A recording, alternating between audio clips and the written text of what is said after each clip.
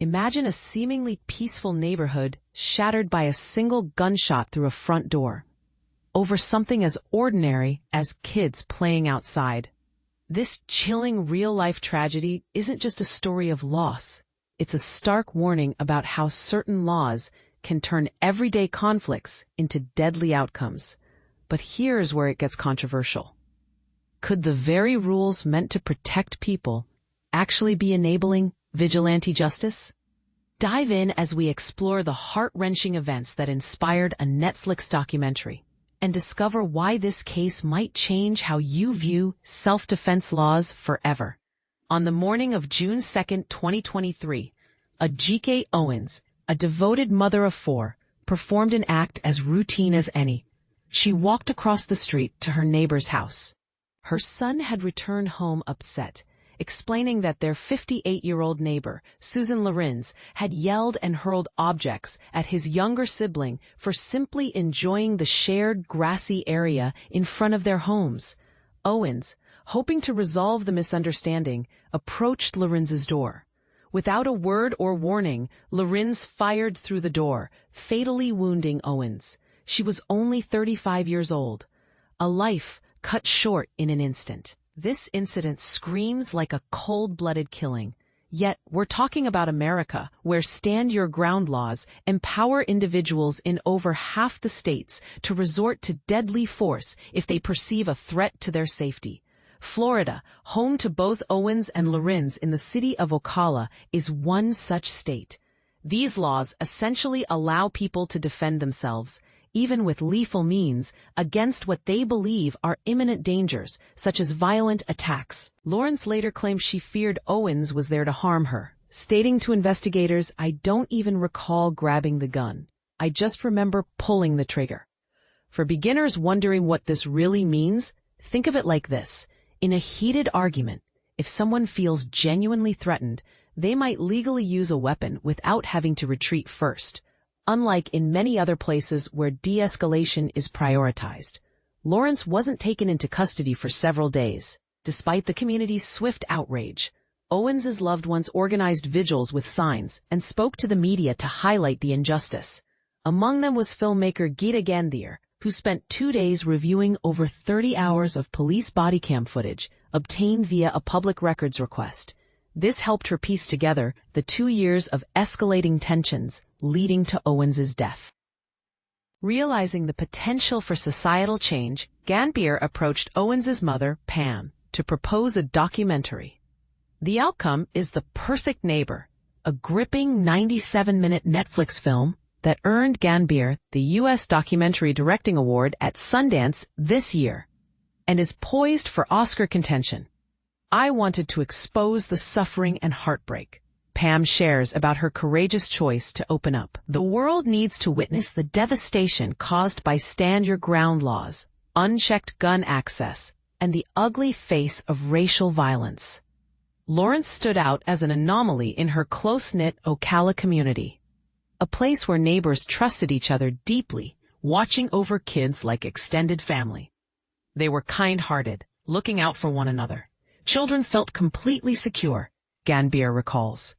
But Lorincz disrupted this harmony. In the year before the shooting, she called 911 around a dozen times, complaining about the neighbors' children, young girls on roller skates or boys shooting hoops, for allegedly trespassing on the communal space near her home.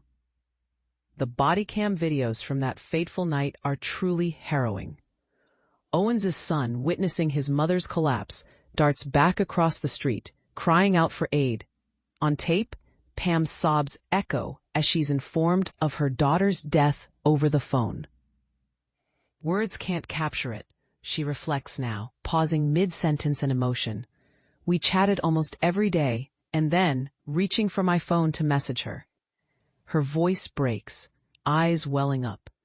Seeing her in the documentary brought it all crashing down, the full, brutal truth. Gandbhir describes the ordeal as straight out of a nightmare. She posed a real danger, but officers brushed her off, treating her like a mere annoyance, someone who called too often. In reality, she leveraged her race and status to intimidate the neighborhood. As a white woman, Lorincz reportedly used slurs toward the kids and even brandished a firearm shortly before the shooting. Yet police didn't intervene to warn or protect the families. They just put up with her, Gandbhir notes. They dropped the ball. And it led to tragedy for all involved. And this is the part most people miss. How systemic biases might have allowed this to escalate unchecked. When Lorincz was eventually apprehended, police handled her with remarkable leniency. In a scene from the film, she's informed of manslaughter charges while in custody, but refuses to stand and head to jail. 3 officers wait patiently for what feels like ages, avoiding any force or harshness. Gandbhir points out, if she were a person of color, they'd have hauled her away without hesitation. She knew how to play the system, and they were ill-equipped to deal with it. This raises a controversial point. Does privilege influence how justice is administered?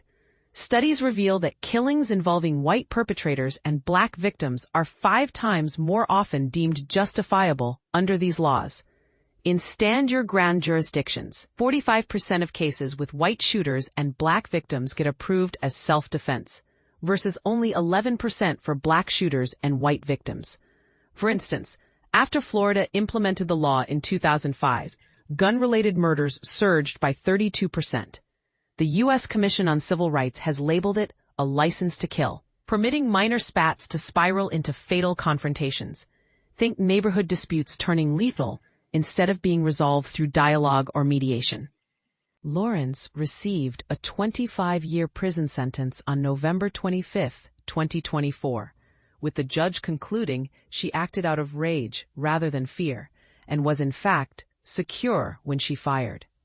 Gandbhir downplays the justice in the film, placing the courtroom clips under the credits. This isn't about feeling vindicated because she's behind bars, she says. Incarceration isn't the fix. There's no silver lining, but we aim to inspire demands for better protections and equality. Since the film's January premiere, Pam has connected with countless others who've endured similar losses. People keep sharing stories of loved ones taken in alike ways, she says. She's founded the Standing in the Gap Fund to aid families affected by racial violence. It keeps recurring across America, she adds. More incidents are inevitable unless we push for changes.